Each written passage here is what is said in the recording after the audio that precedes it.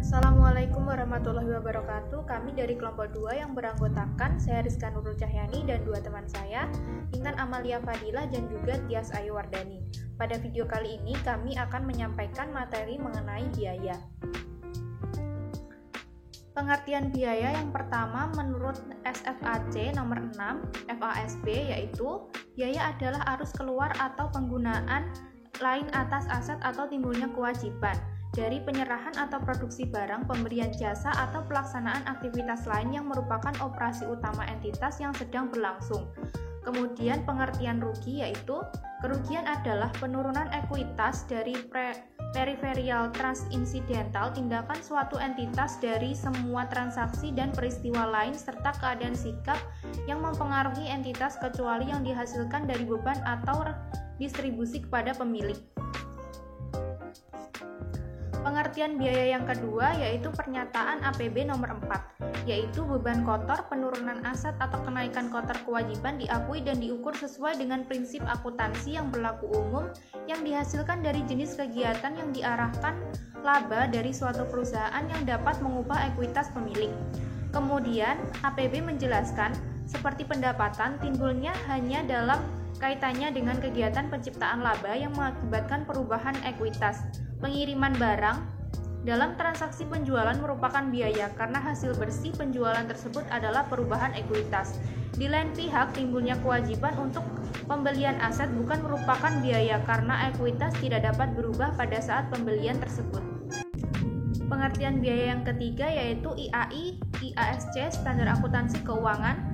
Beban adalah penurunan manfaat ekonomi selama satu periode akuntansi dalam berkurangnya aktivitas atau terjadinya kewajiban yang akan diturunkan. Kemudian yang keempat, menurut Montis tahun 1962 mendefinisikan cost dan expense. Cost adalah hal di atas pengorbanan yang dilakukan untuk mendapatkan keuntungan dan diukur dengan harga perubahan.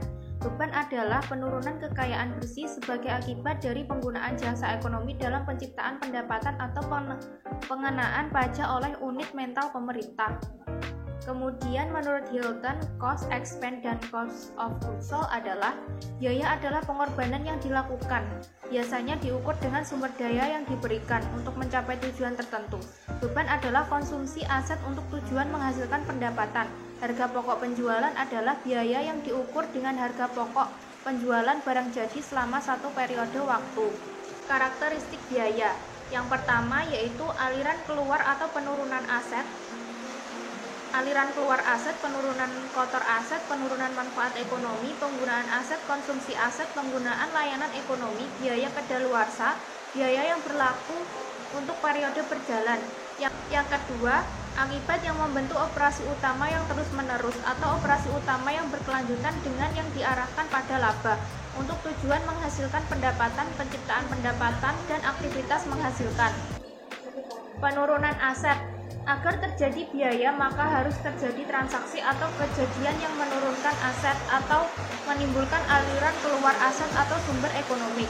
Aset dalam hal ini harus diartikan sebagai semua aset perusahaan sebagai suatu kesatuan konsumsi atau pemakaian aset atau manfaat ekonomi harus diartikan bahwa manfaat ekonomi aset telah habis karena melekat pada barang atau jasa yang telah diserahkan dari kesatuan usaha sehingga kesatuan usaha tidak menguasai lagi manfaat tersebut.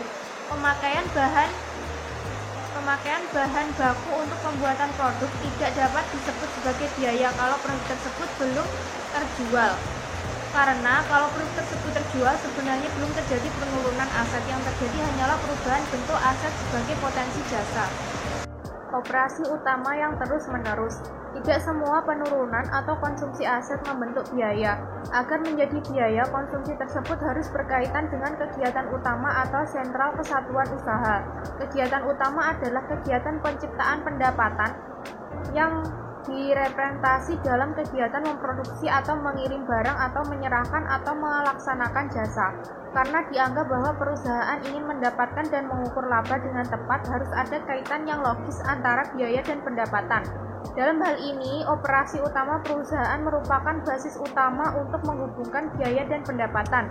Jadi sebagaimana berlaku untuk pendapatan, pengertian operasi menunjuk kegiatan operasi yang merupakan elemen statement aliran kas, yaitu operasi, investasi, dan pendanaan. Biaya adalah penurunan aset yang berkaitan dengan operasi dan bukan dengan investasi dan pendanaan. Kenaikan kewajiban. Semua badan otoritatif mendefinisi biaya tidak hanya dari sudut penurunan aset, tetapi juga dari kenaikan kewajiban. Alasannya adalah agar makna biaya cukup luas untuk mencakupi pula pos-pos yang timbul dalam penyesuaian akhir tahun. Itulah sebabnya KAM 1990 menyarankan penggunaan frasa using up to goods and service daripada using up of asset. Memang barang dan jasa yang telah diperoleh perusahaan umumnya diakui sebagai aset, akan tetapi tidak semua barang jasa dicatat sebagai aset langsung dimanfaatkan menjadi biaya. Penggunaan frasa pemanfaatan aset dalam definisi FASB 3 menjadi kurang deskriptif karena dengan frasa tersebut seakan-akan yang namanya biaya hanyalah berasal dari pemanfaatan aset dan tidak termasuk pemanfaatan potensi jasa yang tidak dicatat dahulu sebagai aset. Atas dasar konsep Cost-Paton dan Littleton, definisi FASB sebenarnya sudah cukup tepat karena secara konseptual semua potensi jasa yang diperoleh perusahaan mempunyai kedudukan yang sama dalam menghasilkan pendapatan dan akan menjadi aset perusahaan paling tidak untuk sementara. Pengakuan langsung potensi jasa menjadi biaya dilandasi semata-mata oleh alasan praktis karena potensi jasa tersebut akan dibebankan sebagai biaya pada periode terjadinya. Kenaikan kewajiban. Gagasan KAM justru relevan untuk mendukung pendefinisian biaya sebagai kenaikan kewajiban. Bila barang dan jasa telah dimanfaatkan oleh perusahaan tetapi perusahaan tidak mengakuinya sebagai aset sebelumnya atau perusahaan belum mengakui kewajiban atas penggunaan barang dan jasa yang diakui pihak lain, perusahaan mempunyai keharusan untuk membayar atau melakukan pengorbanan sumber ekonomi di masa datang, sehingga kewajiban timbul. Sebagai contoh adalah tarif pengiriman barang oleh perusahaan ekspedisi yang belum dibayar perusahaan. Jasa pengiriman telah dikonsumsi dan menimbulkan pendapatan sehingga biaya harus timbul diakui dengan kenaikan kewajiban. Penurunan ekuitas. Definisi APB dan IAI secara eksplisit menyebutkan bahwa penurunan aset akhirnya akan mengubah ekuitas atau menurunkan ekuitas. Pendefinisian ini sebenarnya menegaskan bahwa akuntansi menganut konsep kesatuan usaha sehingga ekuitas secara konseptual adalah utang perusahaan kepada pemilik. Oleh karena itu, turunnya aset sebagai biaya harus mengakibatkan turunnya ekuitas. Bila ekuitas akhirnya tidak terpengaruh, jelas usaha turunnya aset bukan merupakan biaya. FASB tidak memasukkan karakteristik dalam definisinya karena makna operasi sentral mengandung pengertian sebagai proses penciptaan laba, sehingga penurunan ekuitas merupakan konsekuensi logis dari pengertian tersebut. Dengan dianutnya konsep kesatuan usaha, penurunan aset atau kenaikan tersebut dengan kewajiban itulah yang membentuk biaya dan penurunan ekuitas hanya merupakan konsekuensi logis. Selanjutnya yaitu aliran fisis atau moneter. FASB memisahkan antara pengertian biaya dan pengukuran biaya, bahwa biaya timbul dari penyerahan atau produksi barang atau dari pelaksanaan jasa, memberi isyarat bahwa FASB memaknai biaya sebagai kejadian fisis. Bila aset diganti dengan barang dan jasa, aliran tersebut jelas menunjukkan aliran fisis. Biaya definisi sebagai penurunan nilai yang diukur dengan cost. Definisi KAM dilandasi oleh pemikiran bahwa biaya merupakan kejadian moneter, yaitu merupakan nilai aset, kewajiban, atau ekuitas. Nilai ini diukur dengan kos barang dan jasa yang dapat dikuasai dan dimanfaatkan kesatuan usaha melalui penyerahan aset, penimbulan kewajiban, dan peningkatan ekuitas. Selanjutnya yaitu rugi. Perlu atau tidaknya biaya dibedakan dengan rugi? FASB memfokuskan pengertian biaya hanya untuk penurunan aset yang berkaitan dengan operasi utama atau sentral. Namun tidak berarti bahwa penurunan aset yang tidak berkaitan dengan operasi utama lalu diklasifikasi menjadi non-operasi. Hal-hal yang melekat pada pengertian rugi. Yang pertama, penurunan ekuitas. Yang kedua, transaksi periferal atau insidental. Yang ketiga, selain apa yang didefinisi sebagai biaya atau distribusi ke pemilik. 4 sumber rugi yang diidentifikasi FASB adalah yang pertama periferal dan insidental. Misalnya penjualan investasi dalam surat-surat berharga, penjualan aset tetap, pelunasan utang obligasi sebelum jatuh tempo. Yang kedua, transfer non timbal balik dengan pihak lain, misalnya pencurian dan pembayaran ganti rugi dari kekalahan dalam tuntutan perkara hukum. Yang ketiga, penahanan aset, misalnya penurunan harga sekuritas investasi, penurunan nilai tukar valuta asing, dan penurunan harga karena penahanan sediaan. Yang keempat, faktor lingkungan, misalnya ganti rugi asuransi musibah alam yang lebih rendah dari kos karena aset rusak. Contoh lain adalah lenyapnya manfaat aset yang tidak diasuransi akibat kebakaran. Apakah kelebihan biaya di atas normal harus dianggap rugi? Semua kos yang telah diserap atau dikorbankan dapat dibebankan terhadap pendapatan sepanjang kondisi operasi tidak terlalu jauh menyimpang dari standar atau kebiasaan bisnis pada umumnya.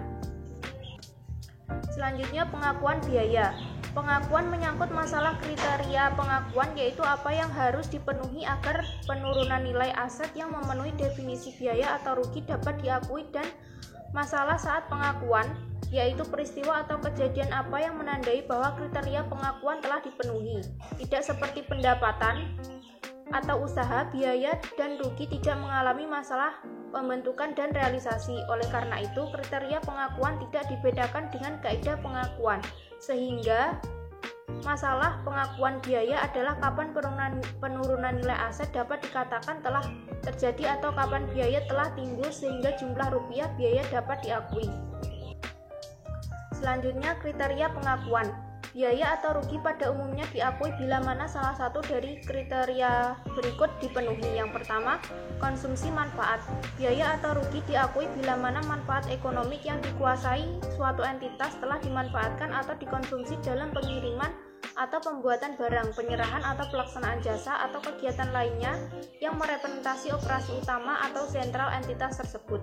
Yang kedua, lenyapnya atau berkurangnya manfaat masa datang. Biaya atau rugi diakui bila mana aset yang telah diakui sebelumnya diperkirakan telah berkurang manfaat ekonomiknya atau tidak lagi mempunyai manfaat ekonomik. Selanjutnya yaitu kaidah atau saat pengakuan. Yang pertama, konsumsi manfaat. Konsumsi manfaat ekonomik selama suatu periode dapat diakui langsung pada saat terjadinya atau diakui bersamaan dengan pengakuan pendapatan yang berkaitan. Berbagai jenis atau pos biaya menghendaki cara pengakuan yang berbeda. Yang pertama, beberapa pos biaya seperti pos barang terjual ditandingkan dengan pendapatan yang terkait. Meredia diakui pada saat atau periode yang sama dengan pengakuan pendapatan yang dihasilkan langsung atau bersama dari transaksi atau kejadian lain yang sama dengan yang menimbulkan biaya. Yang kedua, banyak pos biaya seperti gaji staf penjualan dan administratif diakui selama periode saat kas dibayarkan atau kewajiban terjadi untuk barang dan jasa yang dimanfaatkan atau dikonsumsi bersamaan dengan memperoleh atau segera setelah itu. Yang ketiga, beberapa pos biaya seperti depresiasi dan asuransi dialokasi dengan prosedur sistematik dan rasional untuk periode-periode yang menikmati manfaat aset bersangkutan. Selanjutnya yaitu lenyapnya atau berkurangnya masa manfaat di masa datang, yaitu biaya atau rugi diakui bila telah menjadi nyata atau jelas bahwa manfaat ekonomik di masa datang suatu aset yang diakui sebelumnya telah berkurang atau lenyap, atau bahwa kewajiban timbul atau bertambah tanpa adanya manfaat. Selanjutnya, kaidah pengakuan APB. Kaidah pengakuan di atas sebenarnya dilandasi oleh basis asosiasi yang oleh APB disebut sebagai prinsip pengakuan biaya pervasif atau luas. Hal ini dinyatakan oleh APB sebagai berikut. Yang pertama, mengasosiasi sebab akibat. Beberapa kos diakui sebagai biaya atas dasar asosiasi langsung dengan pendapatan tertentu. Yang kedua, alokasi sistematik dan rasional. Bila tidak ada cara langsung untuk mengasosiasi sebab dan akibat, beberapa kos diasosiasikan dengan periode sebagai biaya atas dasar usaha.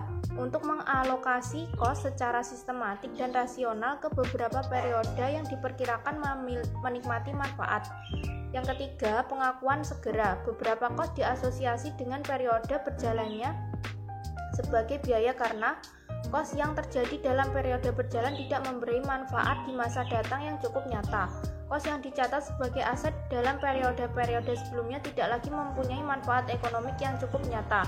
Yang ketiga, mengalokasi berbagai kos baik atas dasar asosiasi dengan pendapatan.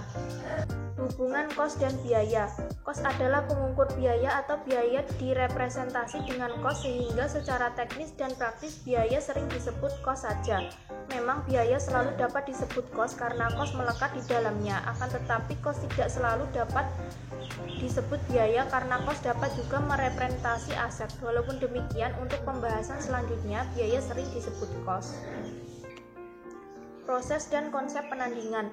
Laba akan mempunyai makna kalau laba merupakan selisih pendapatan dan biaya yang mempunyai hubungan tertentu yang bermakna.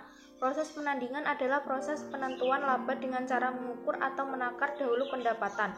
Konsep atau prinsip penandingan adalah dasar pemikiran untuk menghubungkan pendapatan dan biaya sehingga laba yang dihasilkan bermakna. Prinsip penandingan menjadi suatu kebutuhan dalam akuntansi karena alasan berikut.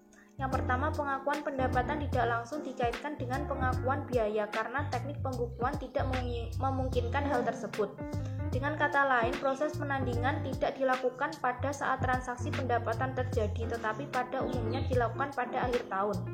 Yang kedua, transaksi terjadinya pendapatan pada umumnya tidak berkaitan langsung dengan transaksi terjadinya biaya.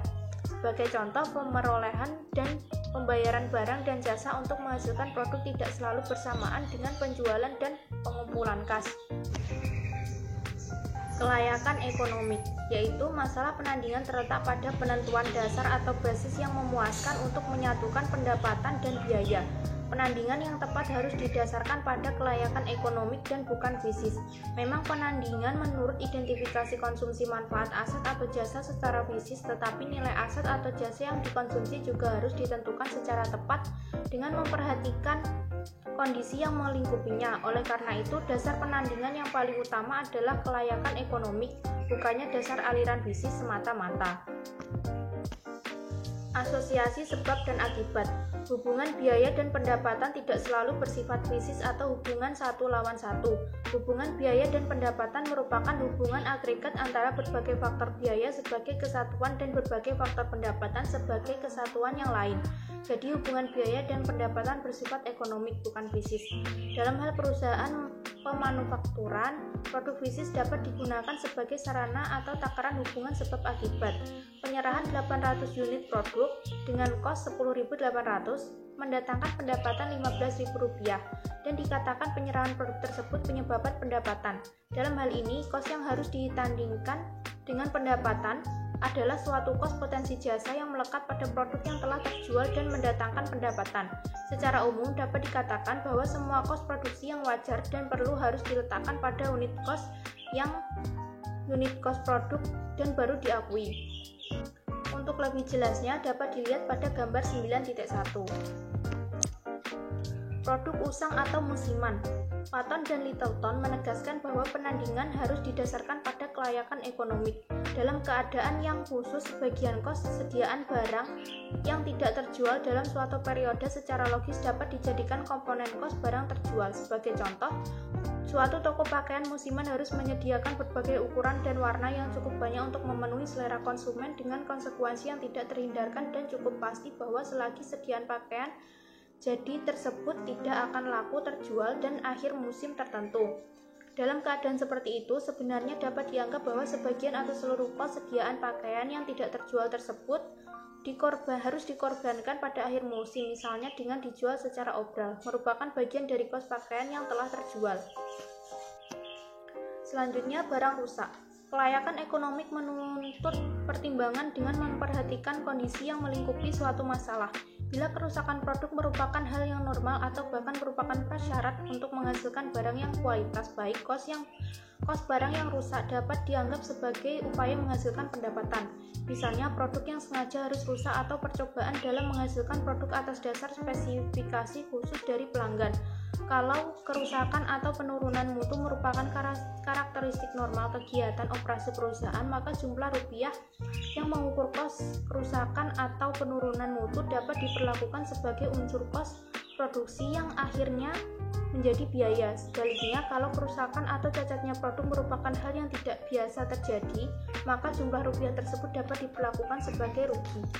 Ya, di sini saya akan menjelaskan tentang identifikasi cost non-product. Kalau penandingan atas dasar sebab akibat akan dipertahankan, maka secara logis tidak seluruh cost non-produksi akan dibebankan secara biaya. Oleh karena itu, perlu diadakan alokasi agar dapat dicapai penandingan yang tepat antara biaya dan pendapatan yang dihasilkan cost. Cost non-produksi tidak menyebabkan pendapatan karena sulit secara teknis untuk menelusuri hubungan sebab akibat tersebut. Selanjutnya ada biaya antisipasian. Biaya antisipasian adalah biaya yang dianggap menyebabkan timbulnya pendapatan tetapi baru terjadi setelah pendapatan diakui. Sebagai contohnya adalah kos yang berkaitan dengan kegiatan pemajual seperti jaminan penjualan, jaminan reparasi gratis, dan pengumpulan piutang. Bila penandingan sebab akibat dipertahankan, kos semacam itu harus diantisipasi dan diakui pada periode terjadinya penjualan, meskipun kos belum terjadi. Bahwa jumlah rupiah pos antisipasian pasti tidak dapat dijadikan alasan untuk menunda pengakuan selama probabilitas terjadi dan jumlah rupiahnya dapat ditaksir dengan cukup tepat. Kos antisipasian dapat diakui sebagai biaya periode terjadinya penjualan. Alokasi skematik dan rasional. Alokasi skematik dan rasional merupakan proses penandingan dengan periode sebagai penakar pendapatan dan biaya. Proses ini sering disebut dengan penandingan periode. Adanya berbagai metode alokasi menunjukkan bahwa akuntansi berusaha untuk menyelaraskan pola penyerapan kos yang kira-kira mendekati pola pemanfaatan potensi jasa sehingga konsep penandingan yang tepat dapat dicapai. Depresiasi aset tetap merupakan contoh masalah ini. Dengan periode sebagai takaran, alokasi skematik lebih menggambarkan kelayakan ekonomik daripada pembebanan langsung, manfaat pada saat terjadi atau daripada pendekatan tanpa alokasi. Kriteria penangguhan. Kriteria penguji umum dapat dijadikan dasar untuk menentukan apakah suatu jenis kos jasa yang terjadi pada suatu periode akan dibebankan langsung atau akan ditunda dapat dikemukakan sebagai berikut. Yang pertama ada pengeluaran kos tersebut terjadi karena transaksi, kejadian atau keadaan yang didukung oleh bukti yang sah. Yang kedua, pengeluaran tersebut dapat dibenarkan dari segi operasi perusahaan pada umumnya dan bukan merupakan pengeluaran atau bersifat kecerobohan, keborosan atau ketidakbijaksanaan. Ketiga, kos jasa dapat ditangguhkan pembebanannya walaupun dapat pula dibebankan langsung. Yang keempat, ada kos jasa tersebut merupakan jenis pengeluaran yang terjadi berulang-ulang tiap periode. Jadi kos non-operasi yang berulang terjadinya cukup realiskan untuk langsung dibebankan daripada ditunda atau disediakan untuk mencapai tepat tanding. Alokasi kos bergabung atau bersama. Kos bergabung biasanya berkaitan dengan produk utama dan samping. Bila tiap laba produk utama dan samping harus dilaporkan terpisah, alokasi jelas harus dilakukan untuk menentukan kos masing-masing produk.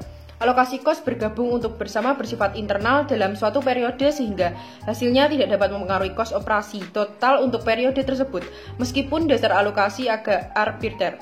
Hendrickson menyatakan bahwa alokasi secara arbiter antar periode akan lebih menyesatkan hasilnya daripada tidak dilakukan alokasi, karena alokasi memberi kesan adanya ketepatan yang dalam kondisi tertentu mungkin tidak dapat dipenuhi. Selanjutnya ada alokasi bukan sarana pemerataan laba. Dalam akuntansi manajerial dikenal metode yang disebut dengan pengkosan normal atau normal costing. Dengan metode ini cost overhead dibebankan ke produk atas dasar tarif taksiran untuk suatu periode.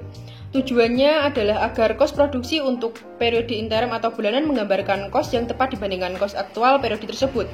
Hal ini dilakukan mengingat pos-pos overhead tidak terjadi secara merata setiap tahun. Tujuan alokasi interim bukan untuk menguburkan perkembangan laba, melainkan untuk menjadikan statement laba rugi interim bermanfaat untuk kepentingan manajerial. Untuk mengatasi fluktuasi laba tahunan, cara terbaik adalah menerbitkan serangkaian statement laba rugi tahunan seperti apa adanya, bukan serangkaian statement laba yang telah diratakan. Selanjutnya ada pendekatan non-alokasi. Alokasinya dapat dipertahankan bila 3 karakteristik berikut dipenuhi. Yang pertama ada ketertambahan, keseluruhan harus sama dengan hasil penggunggahan bagian-bagian. Yang kedua ada ketakraguan, metode alokasi harus unik dan jelas untuk tiap tujuan. Yang ketiga ada ketertahanan, untuk metode alokasi yang dipilih penentu kebijakan harus dapat mempertahankan argumen yang meyakinkan. Alokasi merupakan usaha akuntansi untuk mengasosiasi biaya dan pendapatan secara lebih layak bila tidak terdapat basis untuk mengasosiasi secara langsung atas dasar sebab akibat. Bila alokasi dianggap suatu teori, alokasi dapat dipertahankan secara filosofis dengan semangat refutasi ilmiah dan prinsip ketersalahan. Ada pembebanan arbiter. Penandingan arbitrter tidak selalu berkaitan dengan pengakuan rugi. Kos suatu potensi jasa akan segera diakui sebagai biaya atau rugi kalau terbukti bahwa manfaat ekonomiknya menjadi lenyap atau berkurang. Dalam hal biaya, berkurangnya manfaat ekonomi disebabkan pada umumnya oleh pemakaian atau pemanfaatan potensi jasa dalam rangka menghasilkan pendapatan. Dalam hal rugi, berkurangnya manfaat disebabkan oleh hal-hal yang periferal dan insidental terhadap proses memperoleh pendapatan. Penandingan dan penyajian pos-pos biaya. Telah disebutkan sebelumnya bahwa untuk penyusunan statement laba rugi periodik, pendapatan ditakar lebih dahulu dan baru kemudian biaya yang tepat dimasukkan dalam penakaran yang sama sehingga laba yang tepat dapat ditentukan.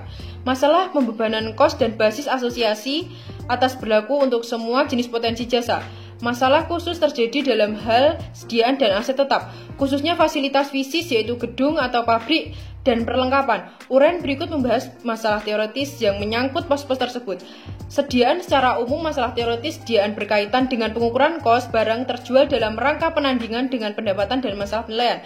Proses pengukuran dan penilaian pada umumnya dilakukan pada akhir periode. Selanjutnya ada sediaan. Masalah pengukuran dan penilaian sediaan pada periode dapat dinyatakan sebagai berikut.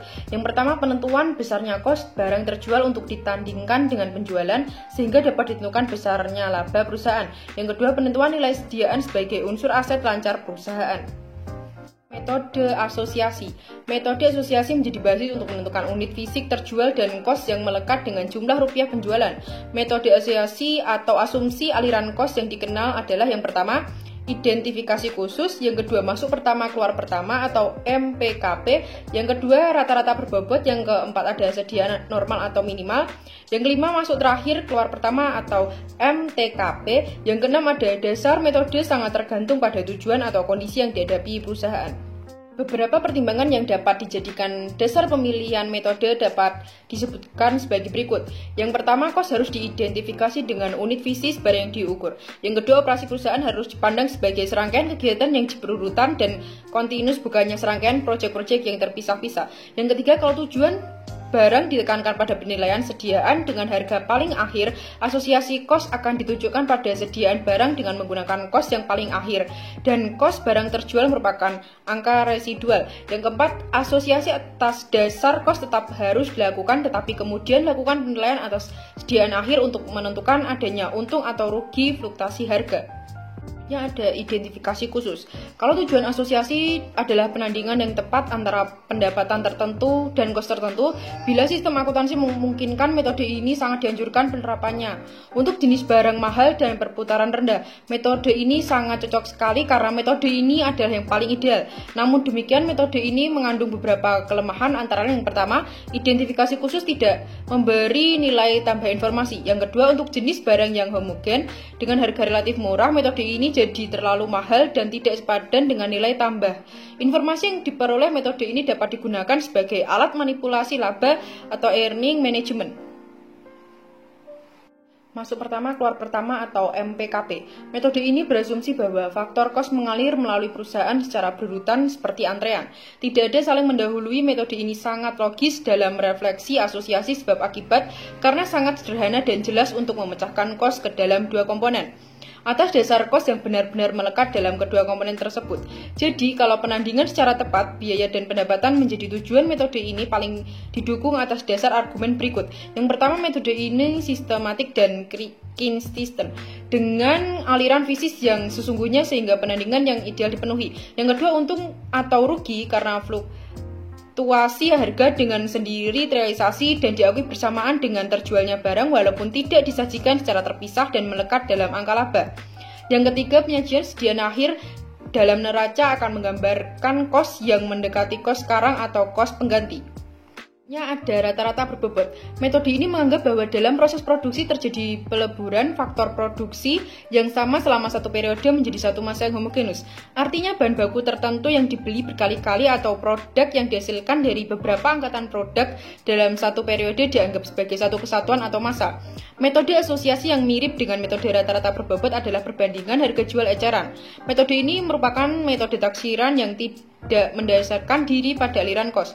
Metode ini jarang digunakan untuk penilaian dalam rangka pelaporan resmi karena kurang merefleksi konsep penandingan yang tepat. Metode ini lebih sering digunakan untuk tujuan penyusunan laporan keuangan interim atau tujuan khusus seperti taksiran nilai. Sediaan normal. Metode ini sering disebut dengan metode sediaan permanen. Dengan metode ini dianggap perusahaan melakukan investasi permanen dalam sediaan.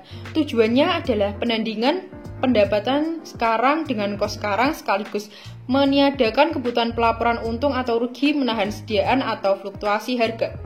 Yang selanjutnya adalah masuk terakhir keluar pertama atau MTKP. Metode ini berasumsi bahwa sediaan merupakan aset tetap yang tidak berkaitan dengan aliran kos. Dengan demikian, begitu sejumlah sediaan tertentu telah tertimbun, maka aliran faktor kos dianggap hanya melewati timbunan tersebut dan langsung melekat pada penjualan atau sebagai kos barang terjual. Berikut dianggap hanya melewati timbunan tersebut dan langsung melekat pada penjualan pendukung. Metode ini mengajukan argumen sebagai berikut. Yang pertama, memudahkan penandingan kos sekarang dengan pendapatan sekarang. Yang kedua, kalau harga cenderung naik, sediaan barang akan tersaji dengan jumlah rupiah yang cukup konservatif. Yang ketiga, laba operasi tidak tercemar oleh untung rugi fluktuasi harga atau penumpukan barang. Yang keempat, dalam kondisi harga yang berfluktuasi dari tahun ke tahun, metode ini dapat menjadi alat peralatan laba tahunan secara sistematis. Selanjutnya, saya Tias Aiwardani mengenai fasilitas fisik. Kos yang terjadi pada saat pemerolehan pada umumnya diakui sebagai aset dan baru kemudian kos tersebut diakui sebagai biaya sesuai dengan pola penyerapan manfaat yang direpresiasikan dengan kos. Karakteristik dan tujuan pelaporan. Semua aset mempunyai karakteristik umum, yaitu merupakan potensi jasa yang dapat dimanfaatkan oleh perusahaan dalam kegiatan operasinya. Fasilitas fisik mempunyai karakteristik sebagai berikut. A. Berwujud fisik dan diakui oleh perusahaan untuk mengelola dan mempelajari kegiatan operasi perusahaan. B. Pada umumnya berumur panjang walaupun terbatas sehingga perlu pengganti. C. Bernilai bagi perusahaan lantaran kekuasaan atau hak perusahaan untuk menggunakan hak miliknya. D. Pada umumnya merupakan aset non-moneter dan manfaat yang dapat diberikan berupa potensi jasa atau service potential, bukan hanya dibeli atau ketertukarannya. Atas dasar karakteristik dan tujuan pelaporan di atas, Peton dan Littleton mengemukakan beberapa gagasan pokok mengenai akuntansi fasilitas fisik, yaitu A. Bahwa kos fasilitas fisik sengaja diperoleh untuk memungkinkan terjadinya reduksi barang dan jasa sebagaimana faktor produksi lainnya, misalnya sediaan. B. Bahwa kos fasilitas fisik harus dibebankan ke operasi dengan cara memastikan dengan memperhatikan segala faktor yang berpengaruh. C. Bahwa kos fasilitas fisik yang berkaitan dengan kegiatan operasi di masa mendatang pada hakikatnya merupakan satu bentuk beban tanggungan yang harus dilaporkan di neraca dalam kelompok dan dengan nama yang tepat. Istilah yang digunakan untuk menunjukkan aset yang punya karakteristik di atas tentunya harus cukup deskriptif untuk memudahkan klasifikasinya. Aset tetap berwujud memang lebih deskriptif walaupun belum menggambarkan sifat sebagai aset yang digunakan dalam operasi. Aset jangka panjang jelas tidak deskriptif karena istilah ini akan mencakup pula aset tak berwujud seperti asuransi dibayar di muka dan pembayaran di muka lainnya. Dalam hal perusahaan non-pemafakturan, mungkin istilah gedung dan perlengkapan dapat dipakai sebagai untuk perusahaan manufaktur. Istilah pabrik dan perlengkapan dapat digunakan sebagai istilah fisik. Sebenarnya cukup deskriptif untuk menggambarkan karakteristik aset yang masuk dalam pergantian property, plant, and equipment. Basis pembebanan. Masalah unik berkaitan dengan penyerapan manfaat fasilitas fisik adalah penetapan kapasitas taksiran dalam kondisi tertentu dan pola penyerapan manfaat sampai dapat dikaitkan bahwa manfaat tersebut habis. Makna depresiasi. Tujuan memperoleh fasilitas fisik adalah untuk menghasilkan produk dan produk bersangkutan adalah seluruh unit produk yang dihasilkan selama umur efektif fasilitas bersangkutan, bukannya selama tahun tertentu. Fasilitas fisik merupakan suatu sediaan jasa atau service subsidi dan jasa tersebut akan tersedia sepanjang umur ekonomik aset tersebut. Depresiasi sebagai proses akumulasi dana. Konsep mempertahankan sumber daya macam ini disebut dengan konsep pertahanan kapital, yang akan diuraikan lebih lanjut dalam pembahasan laba.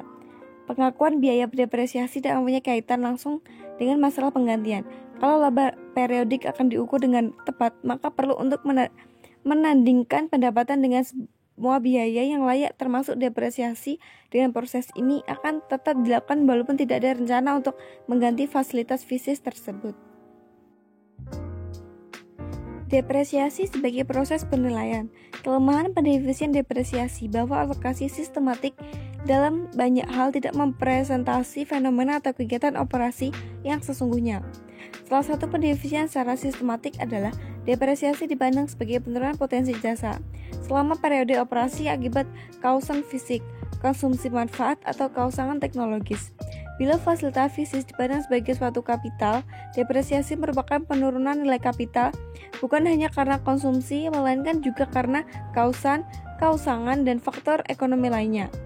Berikut ini beberapa pendekatan penilaian kapital awal dan akhir periodik untuk menentukan depresiasi sebagai penurunan nilai. Nilai secara tunai, yaitu penurunan nilai fasilitas fisik ditentukan dengan cara menghitung selisih nilai secara tunai pada awal dan periode akhir. Kontribusi pendapatan neto diskon. Penilaian fasilitas fisik pada tiap awal periode tertentu dapat atas tingkat kembalian, investasi bebas risiko, atau tingkat bunga umum yang berlaku. Penilaian fasilitas fisik pada tiap awal periode tentu dapat diinformula sebagai berikut. Untuk mencari nilai diskon atau nilai sekarang awal periode, kita dapat menggunakan rumus sebagai berikut. Selanjutnya, depresiasi sebagai saran penandingan kos dan kontribusi pendapatan neto. Perbandingan pola penyerapan tidak langsung didasarkan atas penyerapan jasa, tetapi atas dasar pendapatan neto yang dihasilkan oleh fasilitas fisik bersangkutan kos disebar selama umur aset kas, proporsi atau rasio terhadap kontribusi pendapatan neto total. Untuk mencari rasio kos historis dan juga untuk depresiasi suatu periode, kita dapat lihat dari rumus tersebut. Metode alokasi. Metode yang paling rasional adalah metode yang mendasarkan diri pada aliran penerapan kapasitas jasa. Metode yang paling tepat adalah metode unit produksi. Hubungan depresiasi dan laba. Penentuan laba haruslah merupakan akibat suatu upaya untuk mengungkapkan kenyataan objektif yang ada tanpa memperhatikan beberapa akhir laba yang terjadi. Koreksi terhadap kesalahan taksiran. Pemberhentian dari penggunaan terjadi, maka kos yang melekat pada fasilitas tersebut juga harus dihentikan. Artinya, tidak dapat lagi dibebankan ke produksi setelah pemberhentian. Mengkapitalisasi rugi pemberhentian sama saja dengan menyangkal adanya rugi. Tanah, fungsi tanah untuk menyediakan jasa ditempati tanpa batas waktu atau selamanya. Cukup menjadi alasan kebijakan untuk memperlakukan kos tanah sebagai investasi permanen dalam fasilitas produksi. Karena karakteristik kos tanah sebagai investasi permanen, tanah tersebut perlu dibasahkan dari fasilitas fisik lainnya yang dapat didepresiasikan dalam pelaporannya. Sumber alam yang harus melalui proses penembangan dan tidak dapat diperbarui atau diganti sering disebut dengan aset habis pakai.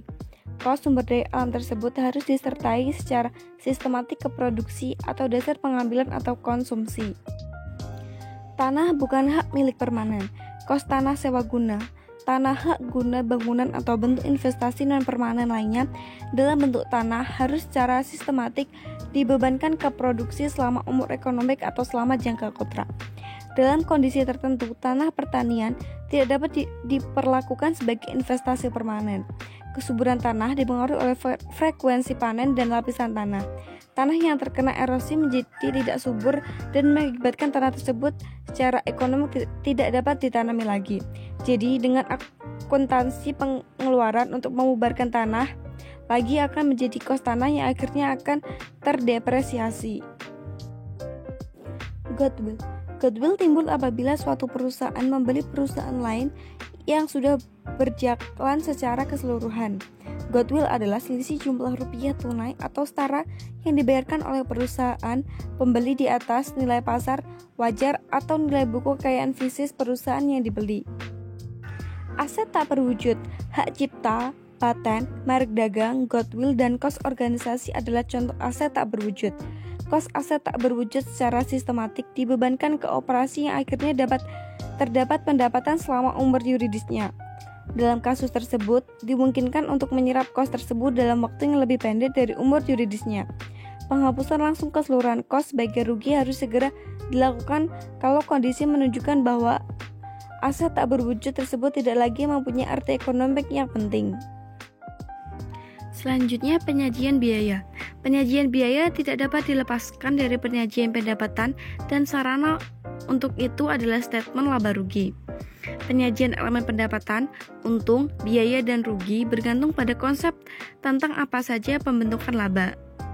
Kos organisasi, pengeluaran-pengeluaran yang terjadi sebelum perusahaan mulai beroperasi biasanya ditampung dalam satu akun menjadi kos pendirian atau kos organisasi.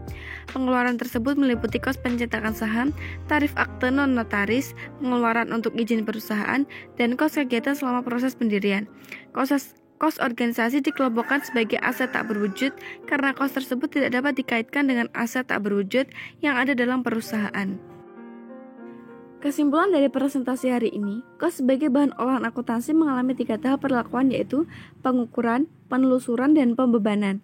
Untuk mengatakan biaya timbul, harus ada yang menyatakan transaksi atau kejadian yang menurunkan aset atau menimbulkan aliran aset keluar atau sumber ekonomik. Biaya adalah penurunan aset yang berkaitan dengan operasi dan bukan investasi, dan pendekatan semua badan otomotif mendefinisikan biaya tak hanya dari sudut penurunan aset tetapi juga dari kenaikan kewajiban. Definisi APB dan IAI secara eksploitasi menyebutkan bahwa penurunan aset akhirnya akan mengubah ekuitas atau penurunan ekuitas. Tujuan memperoleh fasilitas fisik adalah untuk menghasilkan produk, dan produk bersangkutan adalah seluruh unit produk yang dihasilkan selama umur efektif fasilitas bersangkutan, bukannya selama tahun tertentu. Fasilitas fisik merupakan satuan persediaan jasa, dan jasa tersebut akan tersedia sepanjang umur ekonomi aset tersebut. Kos tanah sewa guna, tanah hak guna bangunan atau bentuk investasi non permainan lainnya, dan bentuk tanah harus secara sistematik dibebankan ke produk selama umur ekonomi atau selama jangka kontrak. Sekian presentasi dari kelompok kami. Bila ada salah atau lebihnya kami mohon maaf. Wassalamualaikum warahmatullahi wabarakatuh.